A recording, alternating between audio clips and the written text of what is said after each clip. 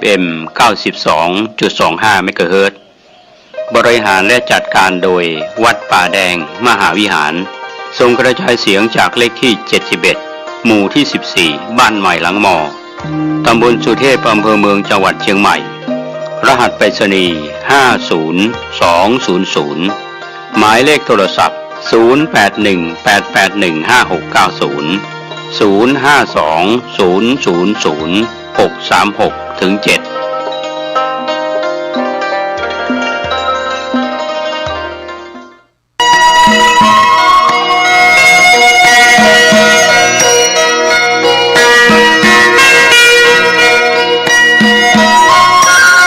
ศาลเพื่อการประชาสัมพันธ์โครงการปรับภูมิทัศน์และพัฒนาปรับพื้นที่รอบอุโบสถวัดป่าแดงมหาวิหารโครงการระยะที่9ธันวาคมถึง31ธันวาคม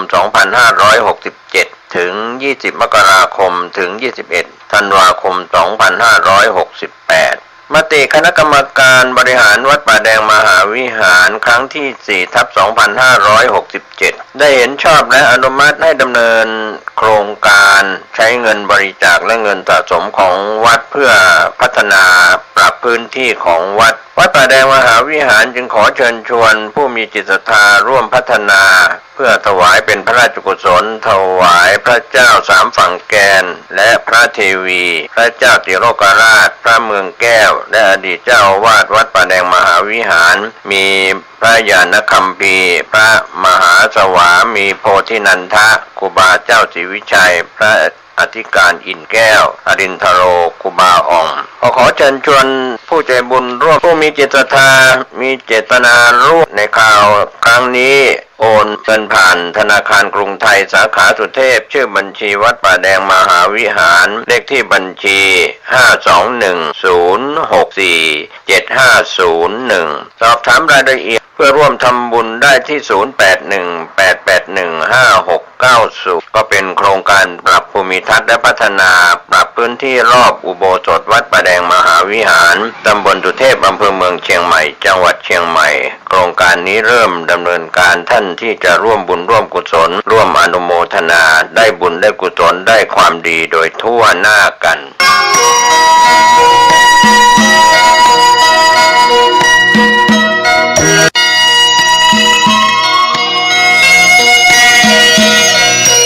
ข่าวสารเพื่อการประชาสัมพันธ์ขอเชิญชวนผู้ใจบุญใจกุศล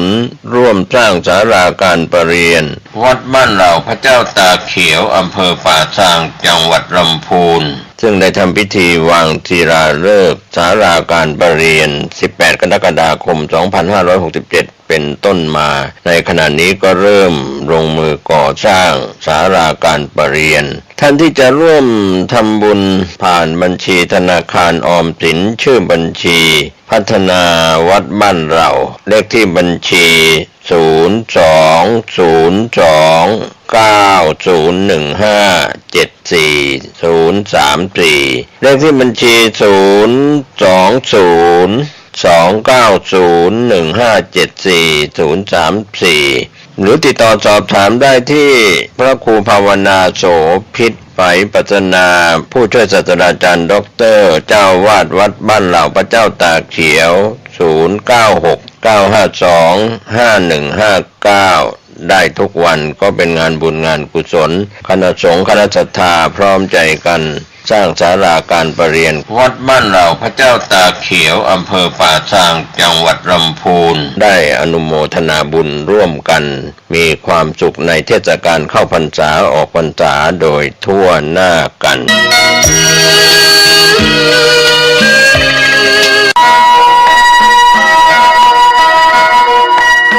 ข่าวสารเพื่อการประชาสัมพันธ์กำหนดการ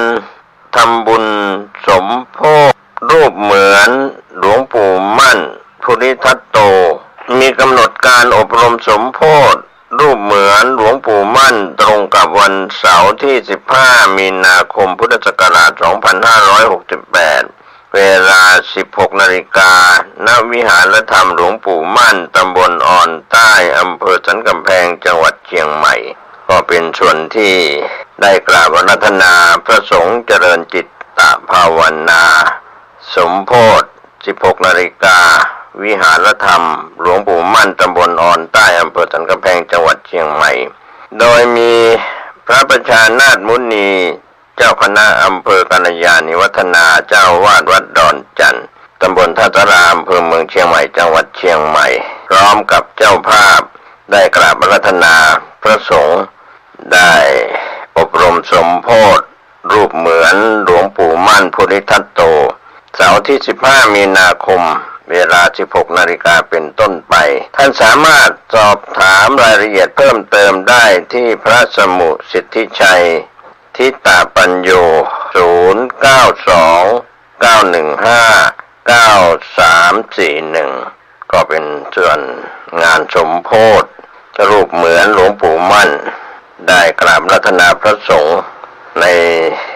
วันเวลาดังกล่าวเชิญผู้ใจบุญใจกุศลร่วมงานนี้โดยพร้อมเพรียงกัน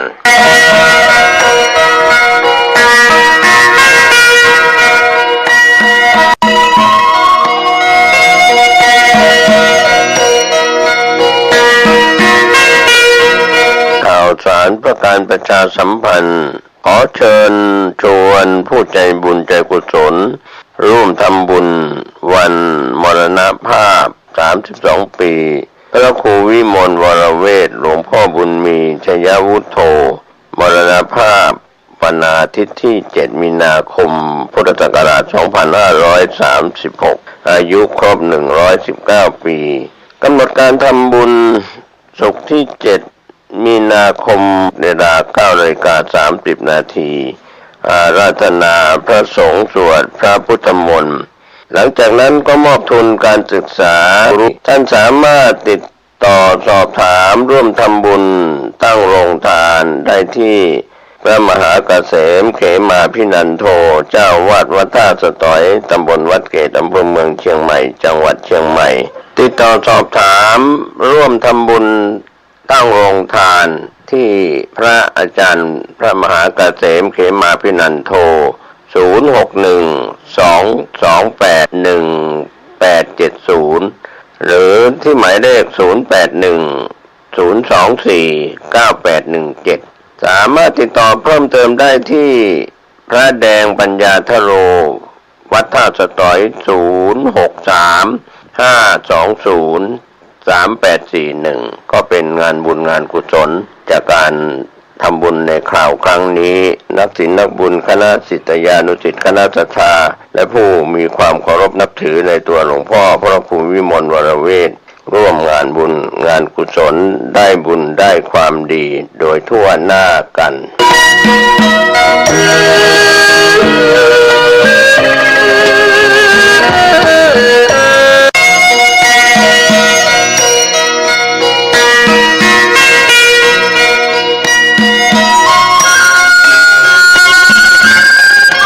ข่าวสารเพื่อการประชาสัมพันธ์ขอเชิญชวนผู้ใจบุญใจกุศล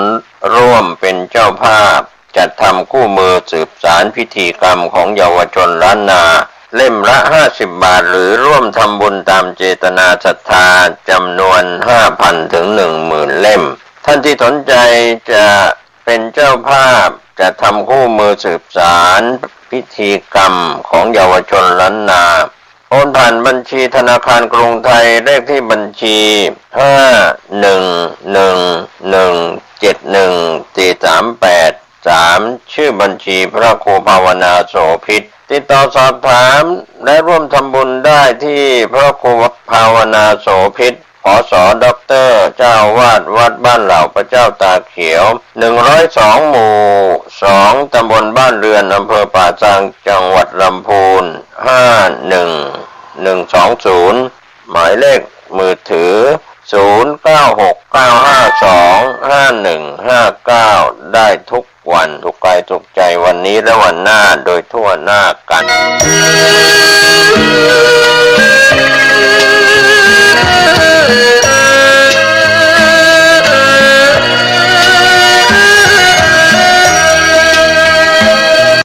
สวัสดีครับท่านผู้ฟังที่เคารพ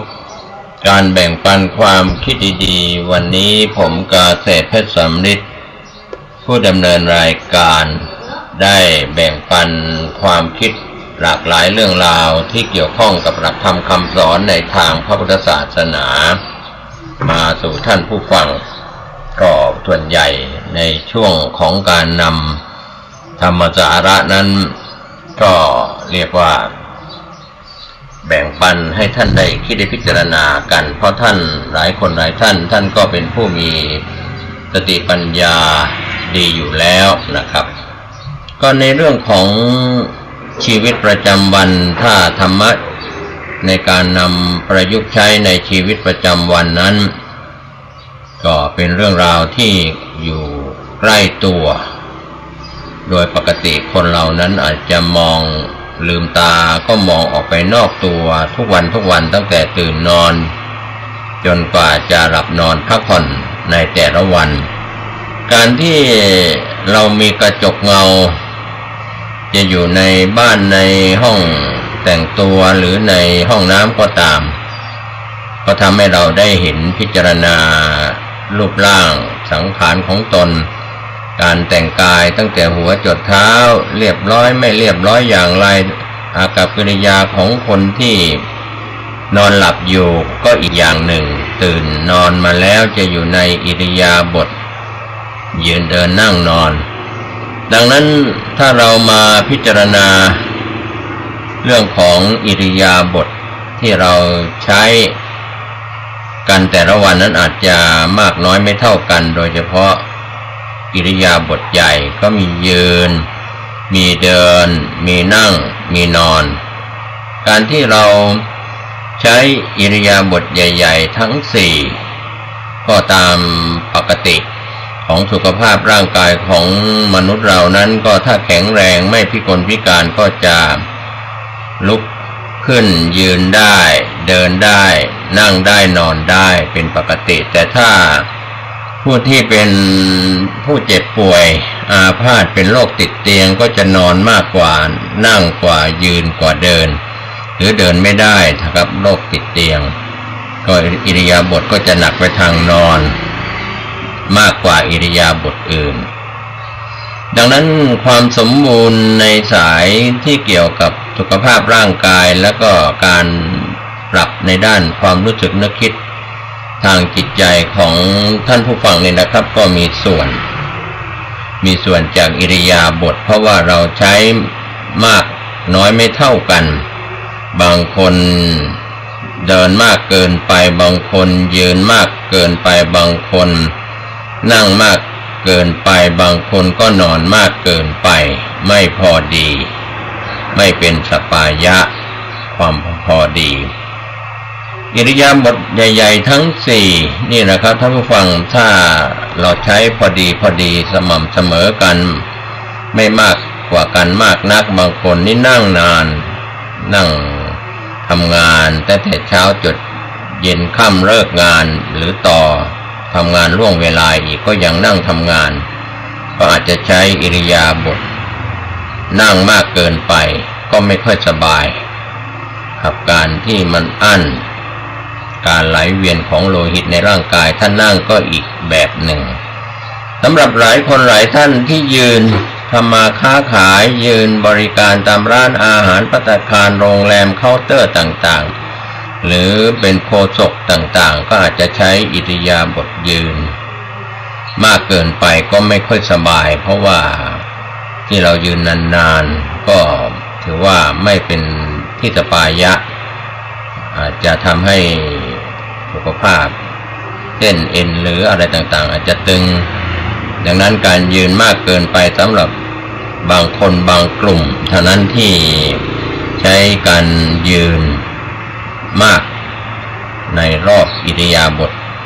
ของสี่อย่างก็แล้วแต่การทำงานของคนบางคนต้องยืนค้าขายเรียกว่าไม่ได้มีโอกาสที่จะนั่งไม่มีโอกาสที่จะเดินก็ยืนบริการอยู่ตามร้านค้าหรือตามเคาน์เตอร์ต่างๆนั่นก็เป็นอีกเรื่องหนึ่งถ้ามากเกินไปก็ไม่ค่อยจะสะดวกสบายก็เป็นที่มาของความเมื่อยล้าหรือมีปัญหาตามมาจากการยืนมากๆสำหรับคนที่เดินทางไกล เดินทางไกลตั้งแต่เช้าไม่ได้พักผ่อนเดินด้วยเท้านี่แหละครับบางครั้งถ้าเราเดินนานๆก็เมื่อยล้าเหมือนกันเดินหลายกิโลนะครับเป็น5 กิโล10 กิโลหรือมากกว่านั้นก็ดูตัวอย่างจากพระคุณเจ้าที่เป็นพระธุดงค์ก็จะเดินธุดงค์เดินมากกว่าอิริยาบถอื่นๆในช่วงตอนกลางวันหลังจากเดินรับอาหารบิณฑบาตจากพี่น้องชาวบ้านในคำมณิคมในหมู่บ้านนั้นแล้วฉันภัตตาหารแล้วท่านก็จะเดินธุดงค์ออกจากจุดที่เคยพักผ่อนในยามกลางคืนส่วนใหญ่พระธุดงค์จะไม่พักอยู่ติดต่อกันหลายวันนะครับอาจจะพักวัน2 วันหรือพักเพียงวันเดียวก็เดินต่อไปในสมัยอดีตแต่ว่าปัจจุบันนั้นอาจจะไม่ค่อยได้เห็นพระธุดงค์กันแล้วเพราะว่าถนนหนทางก็เป็นยางมะตอยหรือเป็นซีเมนต์ท่านเดินไม่ใส่รองเท้าก็จะร้อนในยุคเมื่อไม่กี่ปีที่ผ่านมายุคที่มีถนนยางมะตอยพระคุณเจ้าก็เคยเล่าให้ผู้ดำเนินรายการฟังว่ายางมะตอยนี่เดินแล้วมันก็จะร้อนเท้าที่ไม่ได้ใส่รองเท้าก็จะร้อนแล้วก็ถลอกหรือว่าพุพองได้ความร้อนที่อมไว้ในถนนลาดยางมะตอย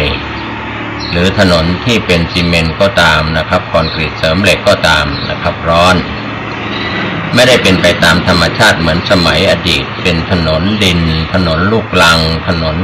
แบบธรรมชาติหรือตามเส้นทางต่างๆที่เป็นทางล้อทางเกวียนในสมัยอดีตแต่ปัจจุบันนั้นถนนเป็นยางมะตอยเป็นคอนกรีตนะครับก็ทำให้มีความร้อนแล้วก็เดินก็จะทำให้ผิวเท้าหน้าเท้านั้นพุพองได้จนกว่าจะเคยชินเรียกว่าหนังนั้นหนาเคยชินแล้วก็จะเดินย่ำไปอย่างสบายๆก็เราก็สังเกตดูจากพระคุณเจ้าตอนเช้าที่ออกไปรับอาหารบิณฑบาตตามถนนสายต่างๆก็ยังถอดรองเท้าไม่ได้สวมใส่รองเท้าแบบการออกรับบิณฑบาตของพระคุณเจ้าแบบอดีตไม่มีรองเท้าไม่สวมรองเท้าในขณะที่เดินไปตามคำมณิคมต่างๆเพื่อบิณฑบาตแล้วก็เรียกว่าเป็นจารีตประเพณีแต่ปัจจุบันนั้นอาจจะมีปัญหาเกิดขึ้นจากเรื่องของปูนหรือว่ายางที่ร้อนยางมะตอยที่ร้อนถนนต่างๆถูกราดยางก็พระคุณเจ้าบางวัดบางแห่งอาจจะสวมใส่รองเท้าเดินไปรับบิณฑบาตในบางจุดแล้วก็ขากลับก็เดินกลับแล้วก็ใส่รองเท้ากลับเข้าวัดก็แล้วแต่นะครับก็ดูภูมิประเทศถิ่นประเทศต่างๆอาจจะ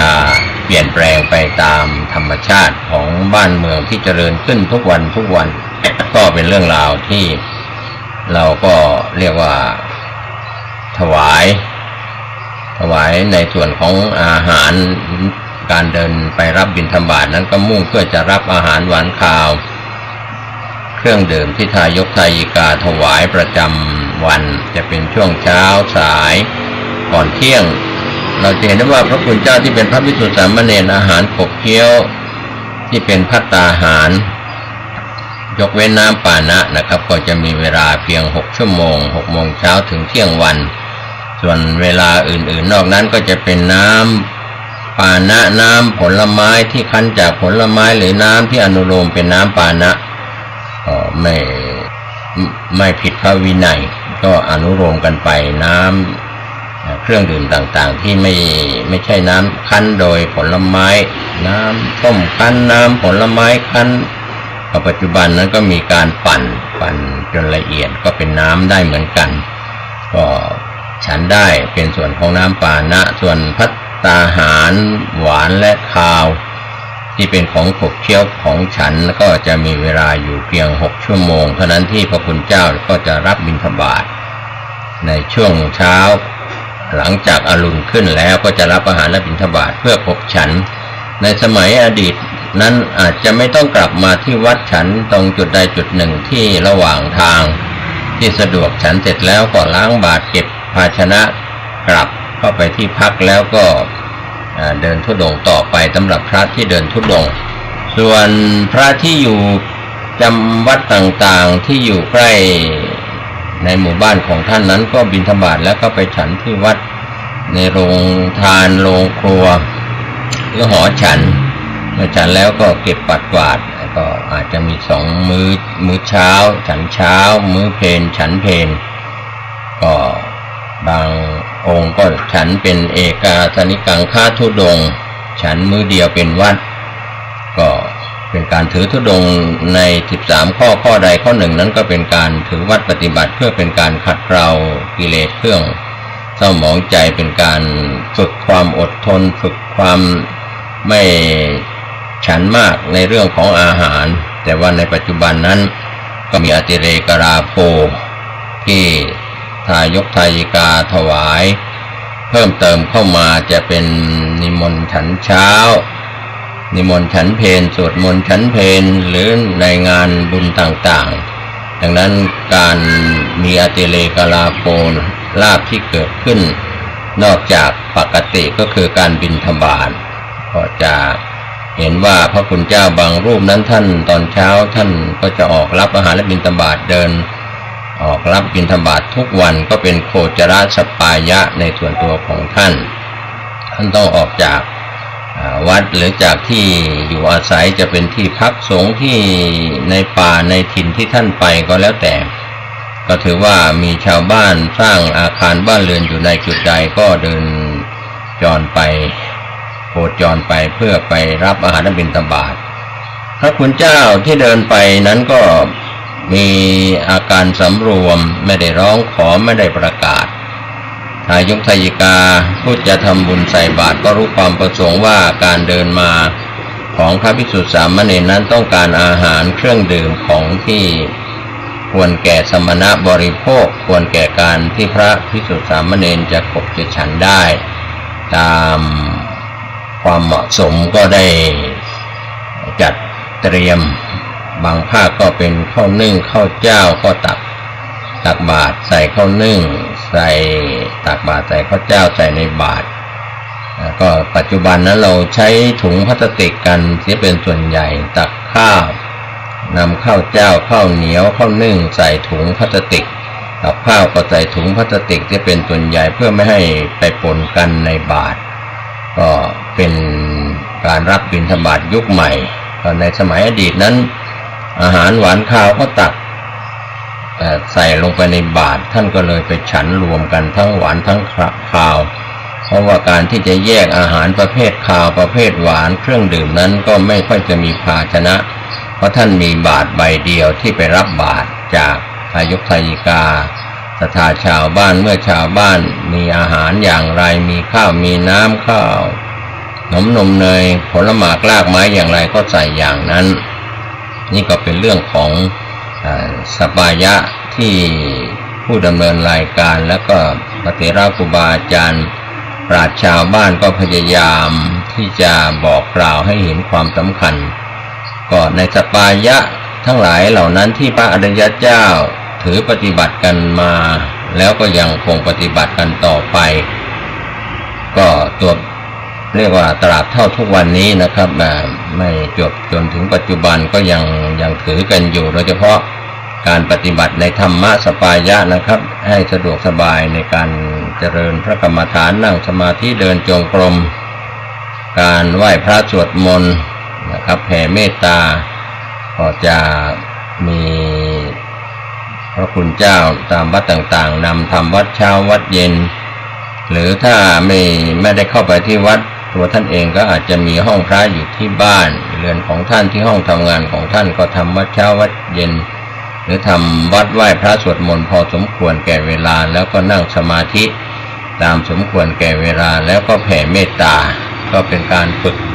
หัดดัดนิสัยในเรื่องของการไหว้พระเจริญเมตตาภาวนาเจริญพระกรรมฐานกันอย่างนี้ถือว่าเป็นเรื่องที่เป็นการฝึกฝนสันเลขะขัดเกลาสปายะที่เกิดขึ้น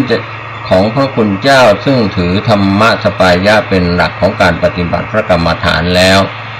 การโคจรออกรับอาหารบิณฑบาต ก็อยู่ในข้อโคจรสปายะที่จะต้องจาริกไปบางครั้งก็ได้อาหารมากได้อาหารน้อยหรือไม่ได้เลยก็แล้วแต่ก็ต้องอดมื้อในมื้อนั้นถ้าไม่มีใครใส่บาตรก็อาจจะฉันแต่เพียงน้ำที่ติดตัวไปหรือบางครั้งก็เรื่องของน้ำนี่ขาดไม่ได้นะครับก็ทั้งฝ่ายบรรพชิตและคฤหัสถ์เราก็เรื่องของการดื่มน้ำฉันน้ำนั้นก็เป็นเรื่องปกติน้ำเปล่าน้ำสะอาดเพราะว่าร่างกายต้องการน้ำอยู่ตลอดเวลาดังนั้นก็จะต้องมีกระติกน้ำในการที่พระคุณเจ้าเดินธุดงค์ไปตามถนนต่างๆสายต่างๆที่เดินทางไปเพื่อไปแสวงหาที่สงบเงียบวิเวกแล้วก็เหมาะแก่การที่จะเจริญพระกรรมฐานนี่พูดถึงย้อนรอยไปอดีตจะเป็นหลายปีอาจจะเห็นภาพเหล่านั้นตามเส้นทางต่างๆพระธุดงค์เดินไปเพียงรูปเดียวบ้าง2 รูป3 รูปส่วนใหญ่ก็จะไม่ไปเป็นหมู่คณะใหญ่ก็ไปเพียงรูปเดียวหรือ2 รูปเป็นเพื่อนเดินธุดงค์กันไปการที่พระสุปฏิปันโนในสมัยอดีตนั้นท่านก็ไปจะเดินธุดงค์ไปไม่ใช่ไปบอกใบ้ให้หวยไม่ใช่ไปปลุกเสกลงเลขลงยันอะไรให้กับชาวบ้านไม่ใช่จะเป็นพระหมอดูพระพยากรณ์พระปลุกเสกน้ำมนต์อะไรไม่ใช่อย่างนั้นนะครับไปเพื่อสั่งสอนธรรมที่เป็นผัสสะสปายะสอนธรรมะไม่ใช่บอกใบ้ให้หวยไม่ใช่ดูเหมือเรียกว่าดูเมื่อดูหมอโหราศาสตร์ทีนี้อาชีพใหม่ของพระไม่ได้เรียนพุทธศาสตร์ไปเรียนโหราศาสตร์ไปเรียนไสยศาสตร์กันมาก็มาสอนศรัทธาก็กลายเป็นตามวัดก็จะเป็นวิชาไม่ใช่พุทธศาสตร์เป็นเดรัจฉานวิชาเป็นวิชาที่ขวางจากมรรคผลนิพพานไม่ใช่ศัพท์หยาบนะครับเดรัจฉานเพราะว่าเป็นสิ่งที่ขวางจากการที่จะได้บรรลุมรรคผลนิพพานพุทธศาสตร์วิปัสสนากรรมฐานสมถกรรมฐานเป็นหลักที่ต้องธุระที่พระคุณเจ้าจะต้องดำเนินโดยตรงทั้งฝ่ายบรรพชิตและคฤหัสถ์เราการศึกษาเราเรียนการปฏิบัติเดี๋ยวนี้ก็ปฏิบัติน้อยลงเรียนมากไม่ค่อยได้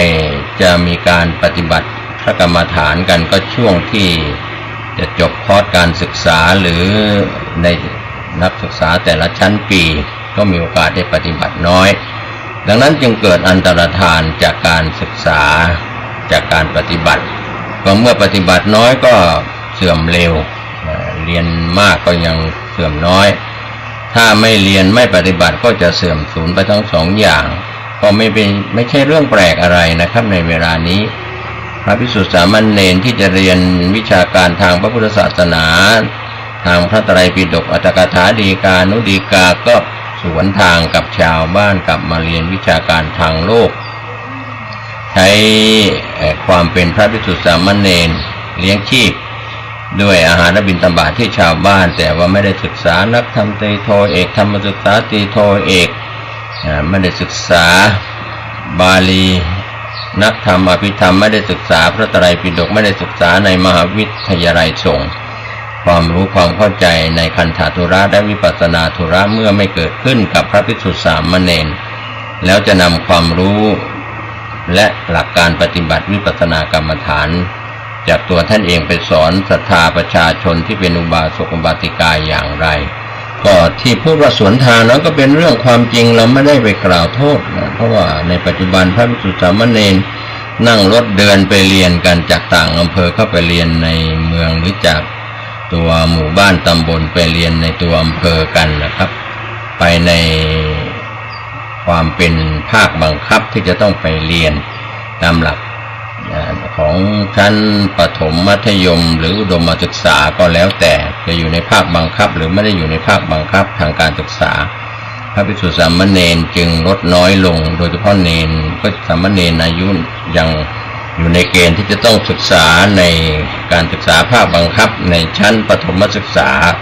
ก็ยังจะต้องเรียนตามภาคบังคับก็มีเมื่อบรรพชาเป็นสามเณรแล้วก็ต้องเรียนในภาคบังคับตามสถานศึกษามีประถมศึกษาเป็นต้นจนพ้นเกณฑ์ภาคบังคับของรัฐบาลหรือกระทรวงการศึกษาก็แล้วแต่ พื่อต้องการให้ประชากรทั้งที่จะเป็นคฤหัสถ์หรือบรรพชิตก็ตามให้ได้รับการศึกษา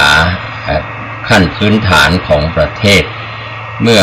มีภาคบังคับด้านกฎหมายมาบังคับก็เป็นส่วนดีทำให้มีการศึกษาทัดเทียมกันเท่าเทียมกัน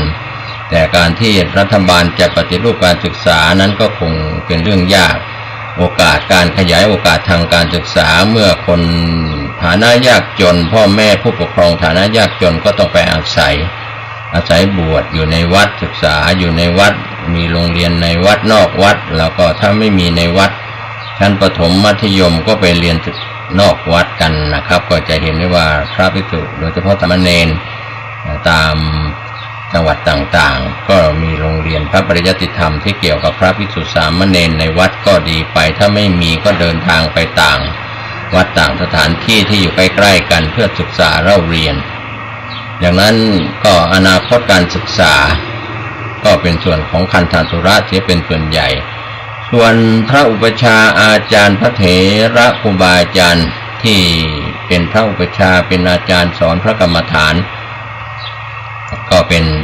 พระเถระเป็นรัตตัญญูผู้บวชนานได้ผ่านการศึกษาได้ผ่านการปฏิบัติกรรมฐานมาแล้วก็จะสอนศิษย์สัตถิวิหาริกอันเตวาสิกต่างๆนะครับที่อยู่ภายใต้การดูแลของพระคุณเจ้าที่เป็นพระเถระครูบาอาจารย์ในวัดต่างๆนั้นก็สมัยอดีตก็จะเห็นได้ว่าพ่อแม่มีลูกชายก็จะนำไปฝากเป็นศิษย์วัดแล้วก็ได้ศึกษาได้เล่าเรียนการศึกษาในวัดแล้วก็บรรพชาเป็นสามเณรและอุปสมบทเป็นพระภิกษุต่อในวัดครับก็เป็นโอกาสไม่ด้อยการศึกษาในสมัยอดีตแต่ปัจจุบันนั้นทางเลือกก็ไม่ค่อยได้เข้ามาแล้วครับโครงการบรรพชาสามเณรภาคฤดูร้อนบวชกัน15วันเดือนครึ่งเดือนก็แล้วแต่พอเป็นนิสัยในช่วงปิดภาคเรียนก็ยังมีแล้วก็เริ่มลดน้อยลงไปไม่ว่าจะเป็นพี่น้องคนไทยในภาคต่างๆก็ยังมีโครงการบรรพชาสามเณรภาคฤดูร้อนอยู่ก็ลูกหลานของท่านส่วนใหญ่ก็ช่วงซัมเมอร์ปิดภาคเรียนปกติก็จะไปเรียนพิเศษภาคซัมเมอร์กันนะครับก็ไม่ค่อยได้มีโอกาสไปศึกษาหรือเข้าไปอบรมบ่มนิสัยก็ยังมีอยู่นะครับตอนเช้าช่วงเดือนมีนาเมษายนนั้นก็จะเห็นสามเณรบวชใหม่ภาคฤดูร้อนมีพระอาจารย์พี่เลี้ยงสามเณรพี่เลี้ยงพาไปรับอาหารบิณฑบาตหรือพาไปปฏิบัติธรรมในสถานที่ต่างๆที่นอกไปจากวัดที่ตนเองได้อยู่อาศัยก็เรื่องราวต่างๆเหล่านี้นะครับก็ถือว่าผสมผสานกันก็เรียกว่าเสื่อมมากกับเสื่อมน้อยดีกว่าเสื่อมทั้งหมดทั้งการศึกษาทั้งการปฏิบัติโดยเฉพาะด้านกรรมฐานด้านฝึกสมาธิด้านจิตใจก็หลวงปู่ครูบาอาจารย์ทั้งหลายก็ยังพร่ำสอนกรรมฐานมีอยู่ในประเทศไทยหรือในประเทศเพื่อนบ้านที่อยู่กับประเทศไทยหรือในต่างแดนก็ตามดังนั้นที่เรามาแบ่งปันความคิดกันวันนี้ว่าถ้าเราไม่ปฏิบัติให้เกิดขึ้นกับตัวกับตนของเราเป็นพ่อเป็นแม่เป็น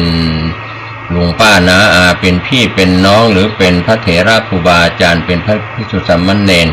ก็ตามถ้าไม่ได้เคยเจริญพระกรรมฐานจะสอนกรรมฐานได้อย่างไรไม่เคยเรียนในส่วนของคณะ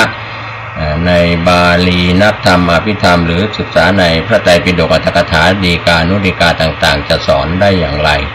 ก็เหมือนกับวิชาการทางโลกท่านจบศาสตร์ต่างๆที่มีอยู่ในมหาวิทยาลัยหรือวิทยาลัยก็ตามหรือสถาบันการศึกษาต่างๆศาสตร์เหล่านั้นเมื่อจบมาแล้วก็สอนตามศาสตร์ที่ตนเองได้เคยศึกษาเล่าเรียนมาเช่นเดียวกันก็พระสุปฏิปันโนที่เจริญพระกรรมฐานจะเป็นพระป่าพระบ้านก็ตามท่านเคยผ่านการปฏิบัติเคยนั่งสมาธิเคยเดินจงกรม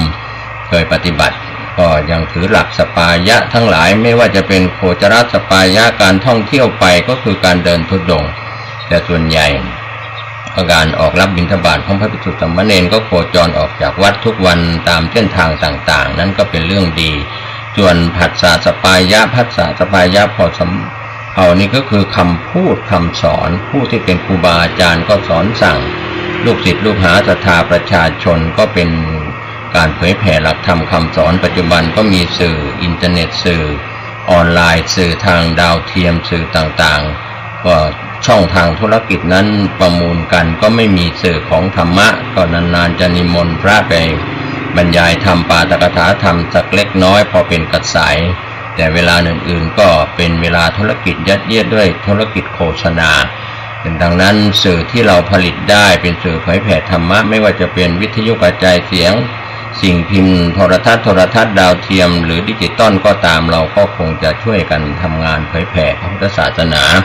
ทั้งกลางวันกลางคืนเพื่อให้ก่อเกิดประโยชน์กับบุคคลในโลกนี้ไม่ใช่เฉพาะพระพุทธศาสนาในประเทศไทยวันนี้ก็แบ่งปันความคิดดีๆผมเกษตรเพชรสมิทธิ์หวังว่าพี่รู้สองน้องรู้หนึ่งที่จะช่วยกันเสริมสร้างปัญญานำสู่การปฏิบัติแล้วก็เผยแผ่หลักธรรมคำสอนสุขกายสุขใจโดยทั่วหน้ากันสวัสดีครับญาติโยมท่านพุทธศาสนิกชนทุกท่านทุกคนมาพบมาพักกันอีกเช่นเคยในรายการปกิณกะแห่งธรรมะสเพเหระตัวเจ้าวัดหนองตองห่างดงจังหวัดเชียงใหม่ตอนนี้มาพบปะกับญาติกับโยมเป็นประจำทุกวันในเวลาเดียวกันนี้และก็ทางสถานีวิทยุแห่งนี้ในรายการปกิณกะธรรมะ30 นาทีโดยประมาณขอบใจขอบใจหลายๆพอออกไม่ออกที่ฟังรายการนี้ไปลืมคืนนี้เอาพักกันที่วัดป่าป้องอำเภอดอยสะเก็ดจังหวัดเชียงใหม่นะเวลาประมาณ20 ทุ่มพักกันที่วัดป่าป้องในงานขาวดำก่อนอื่นเอาว่าไหว้พระสวดมนต์ถวายเป็นพระพรชัยมงคลในสมเด็จพระเจ้าลูกเธอเจ้าฟ้าพัชรกิติยภาตั้งใจนะโยมอะระหังสัมมาสัมพุทโธภควาพุทธังภควันตังอภิวาเทมิกราบพระพุทธสวากขาโตภควตาธัมโมธัมมังนัมมัสสามิกราบพระธรรมสุปฏิปันโนภควโตสาวกสังโฆสังฆังนัมมามิ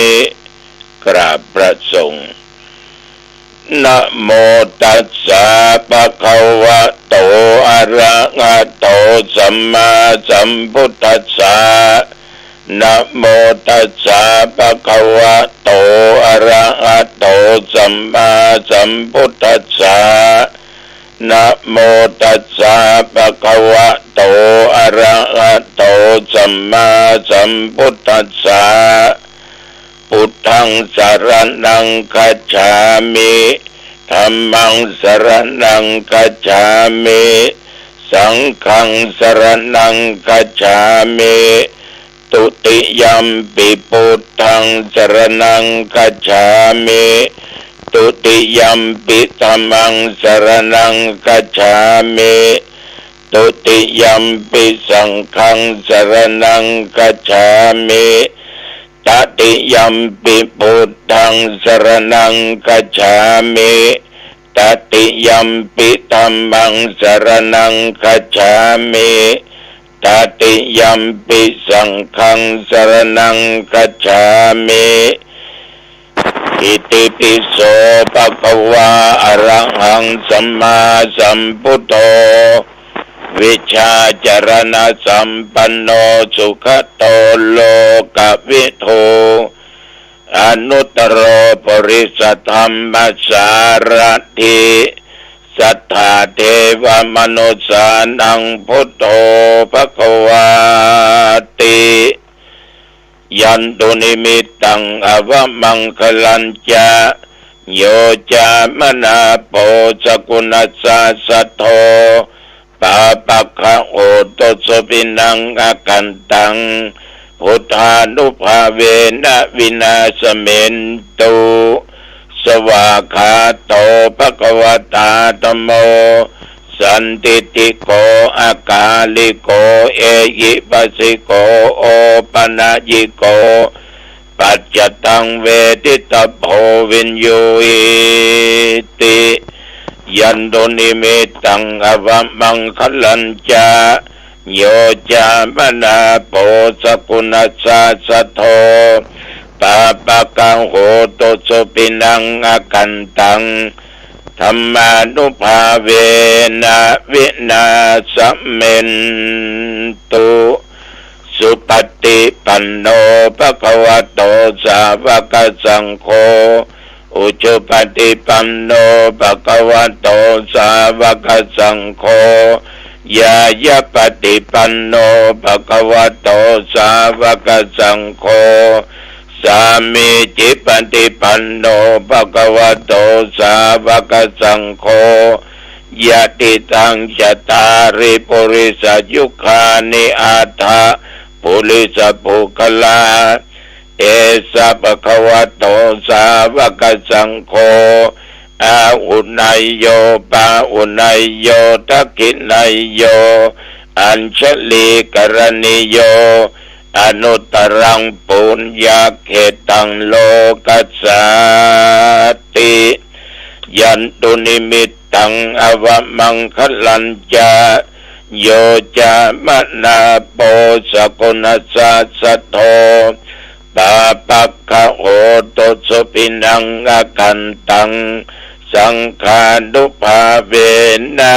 วินาสเมนตุ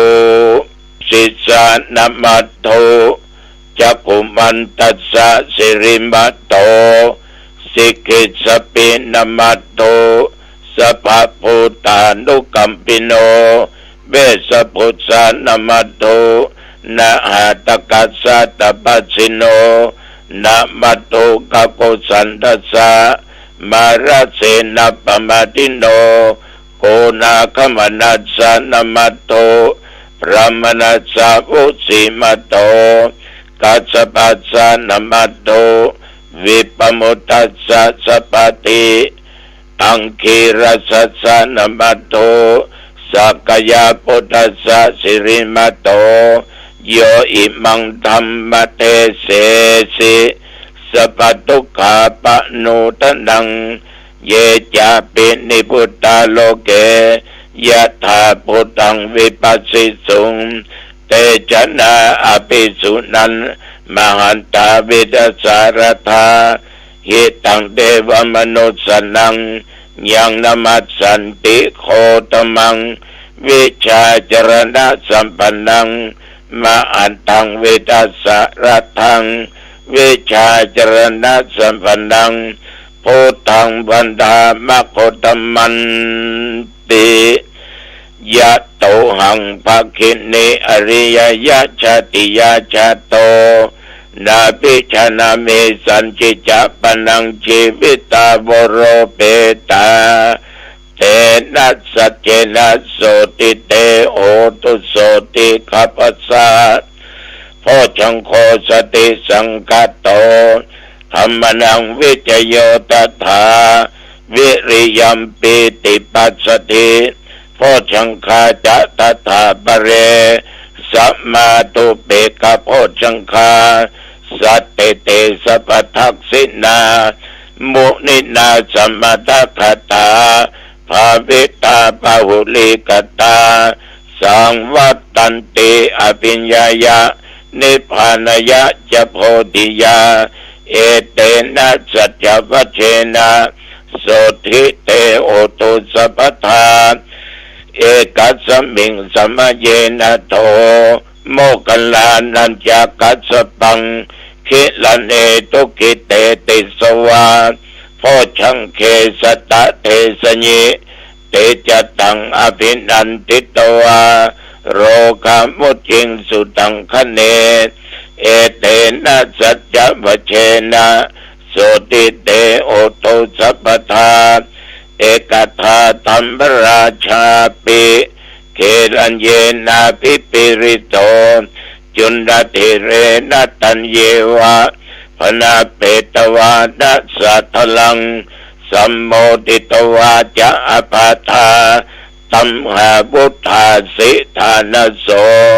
เอเตนะสัจจวเชนะโสติเตโอตุสัพพทาปะอินาเตจะอาภาธาตินนัมปิมะเอสินังมัคคาอัตตกิเลสาวะ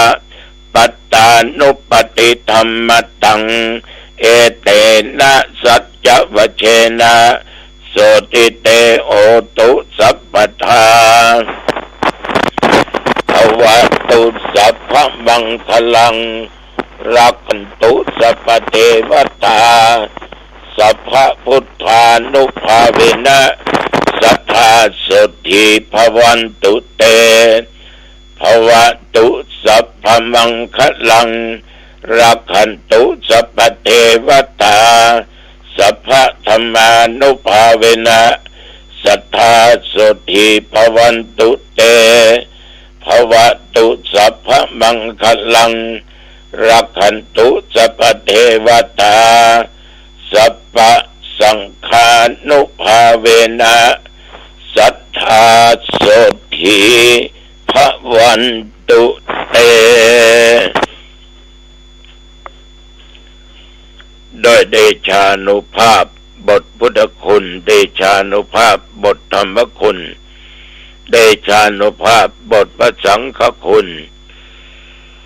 การสาธนาสาธยายมนต์อันศักดิ์สิทธิ์ด้วยจิตอันตั้งมั่นอาตมาภาพขอถวายเป็นพระพรชัยมงคลแด่สมเด็จพระเจ้าลูกเธอเจ้าฟ้าพัชรกิตติยาภาขอให้พระองค์ท่านนั้นได้ทรงหายจากอาการพระประชวรมีพระสุขภาพพระนามัยแข็งแรงดุจดั้งเดิมมีพระชนมายุยิ่งยืนนานได้120 พระพรรษายิ่งขึ้นไปขอถวายพระพรกรมอุตุได้ประกาศบอกตักเตือนระยะนี้อากาศเปลี่ยนแปลง